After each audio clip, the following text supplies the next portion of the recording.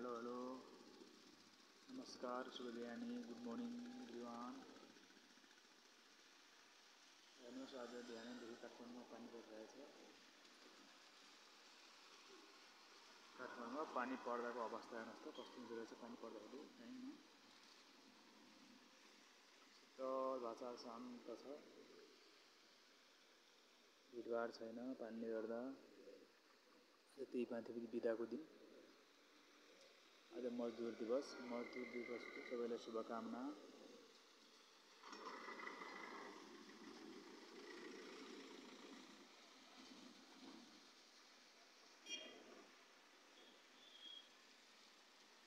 पानी पर्दा हेर्नुहोस् त काठमाडौँ कस्तो छ। निजम प्रशासनिक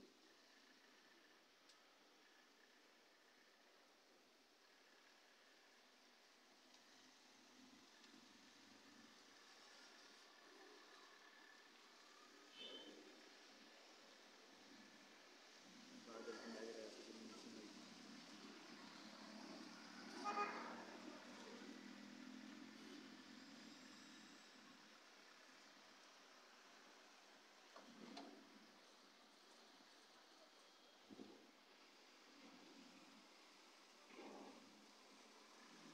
पनि लागिरहेको छ।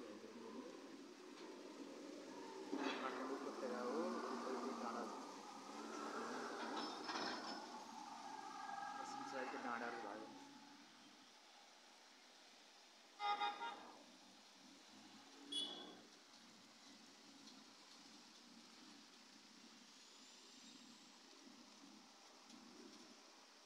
माथिल्लो भाग देखाइरहेको नुवाकोटको साइड,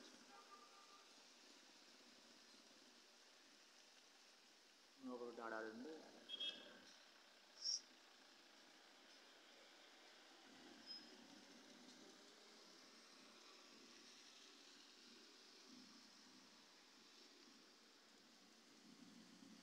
विष्णुमती खोला फोहोर गइरहेको।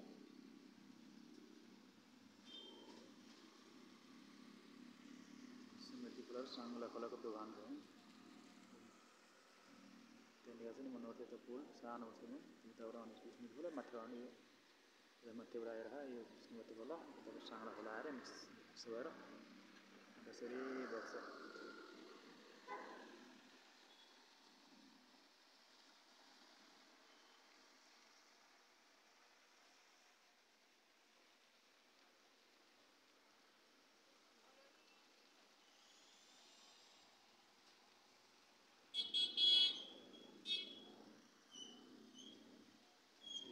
बगेर जान्छ होला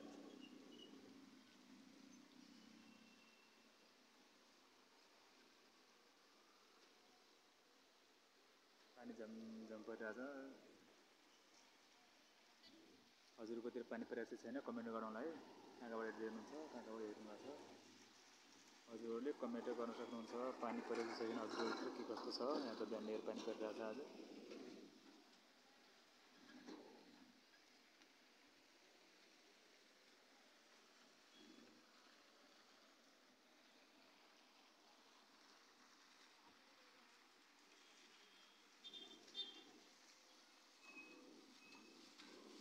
बर्खा लागे जस्तो भएको छ। मजाले यताउता बाटो भयो कुहिरो के भन्छ के लागिरहेछ। उसो कुहिरो बादलहरू लागिरहेको भाडा माथितिर तल वहाँ देखिरहन्छ कुहिरो यता देखिने वहाँ स्वयम्भू त्यो पहाडी कुहिरो लागेको डाँडा चाहिँ उता यो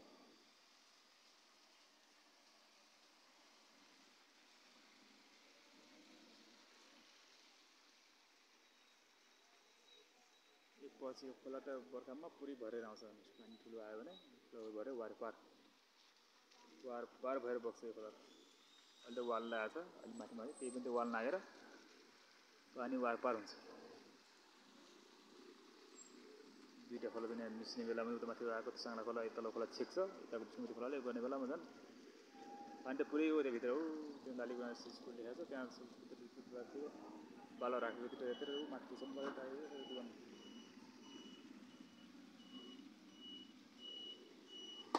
त्यो येलो बिल्डिङ चाहिँ लालीगुँरासको स्कुल लालीगुँरास एकाडेमी तारकेश्वरको गहना बनाइन्छ। धारको नगरपालिकाको एउटा नम्बर स्कुल भनेको यो लालिक नेसनल एकाडेमी भन्छ। यसको बिल्डिङ चाहिँ उता छ। त्यो भएर त्यहाँदेखि पारिबाट कालो ट्याङ्की छ। त्यो बिल्डिङ यो प्रि प्राइमेरी ब्लक बच्चाहरूको लागि छ 1 सम्म छ। त्योदेखि उता चाहिँ तब अगाडि पर छ झिकिरहेको छ। तल्लो भाग बस पार्क एरिया जाने एरिया तल बस पार्कको भाग तल जान्छ। यहाँबाट यता माथि जाने बाटो बसबाट भएरै आउने गाडी आउँछ। त्यहाँबाट आएर यो बाटो हुँदै जान्छ माथि भतेपुर साङ्ला जाने बाटो।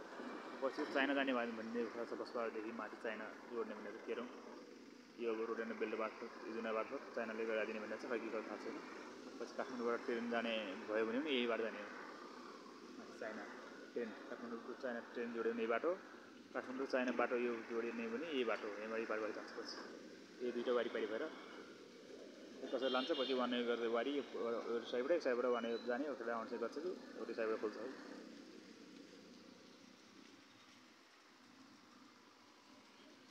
काठमाडौँ भ्यू यो पश्चिम साइडको भाग हो। यो पश्चिम साइड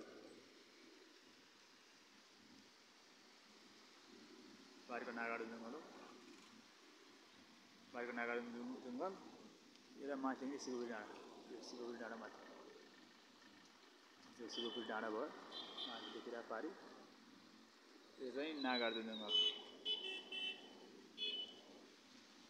त्यो उता पारी चाहिँ उता ललितपुरको साइडको माथि के अरे यो ललितपुर साइडकै माथि डाँडाहरू उतापट्टि पर्छ मकवानपुर।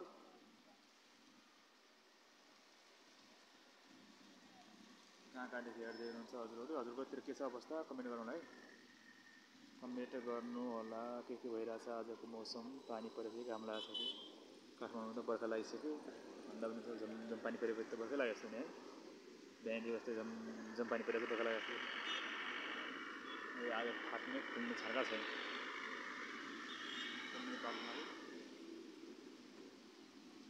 कालो बादल आज फाट्ला छैन। आज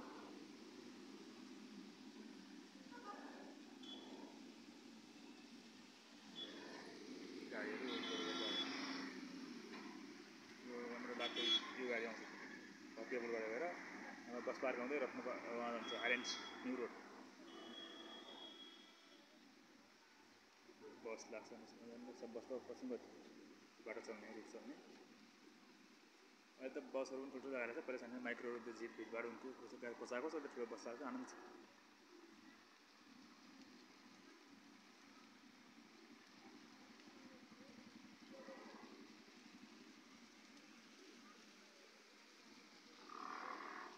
बाटो यो त्यहाँ गर्न टायरले जाएको छ। त्यो बाटोको साइडमा फुटपाथ बनाउनु लागि यहाँ पनि जम्मा गरेका थिए।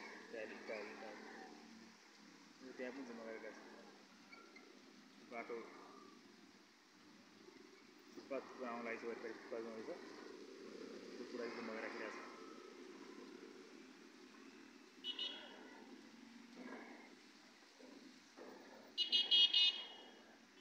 आज पानी पऱ्यो भएर स्कुल पनि के अरे आज सरकारी बिदा मजदुर दिवस। त्यो भएर पनि आज बाटो त्यति जाम छैन। भिडभाड छैन। भिडभाड हुने बाटो हो। जाम हुँदै पराएछ। आज मजदुर दिवस पनि भयो पानी पनि पऱ्यो। दुइटै भयो। हजुरहरू सबैलाई मजदुर दिवसको शुभकामना। धेरैभन्दा धेरै शुभकामना है।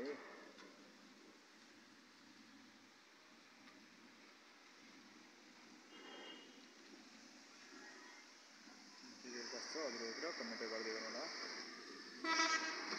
यसलाई नेट्ने देखाउन चाहेँ। अब केही भयो नेक्स्ट भिडियो आउँछ है। हजुरको दिन शुभ होस्। पानी परेछ ख्याल गरेर यताउता बाहिर कतै टाढा निक्लिनु छ भने यसो मौसम हेरेर बाटो पारेको सूचना लिएर मात्रै निस्कनु होला है। टाढाको यात्रा गर्दा आफ्नो ध्यान आफै गर्नुपर्छ। आफ्नो केयर आफै गर्नुपर्छ। के छ मौसमको अवस्था बाटो के छ है कहाँ के कस्तो भइरहेछ। अब जुन बर्खा लाग्दै जाने टाइम आउनु लागिसक्यो। भइसक्यो हो। आधा कति भइसक्यो। अब जेठ असार साउनमा पानी पर्ने टाइम है। अब बर्खाको टाइम आउँछ। केयरफुल भएर हेर्नुपर्छ के छ मौसमको जानकारी अथवा बाटोघाटोको जानकारी यातायातको जानकारी सबै कुरा लिएर हिँड्नुपर्ने अवस्था आउँदैछन्। ध्यान क्लियर गर्नुहोला है। खानपिन मस्त, हजुरको जिन्दगी जीवन मस्त रहोस्, व्यस्त रहोस्। मधु दिवसको हजुरलाई धेरैभन्दा धेरै शुभकामना। By by. फेरि नेक्स्ट भिडियोमा भेटौँला।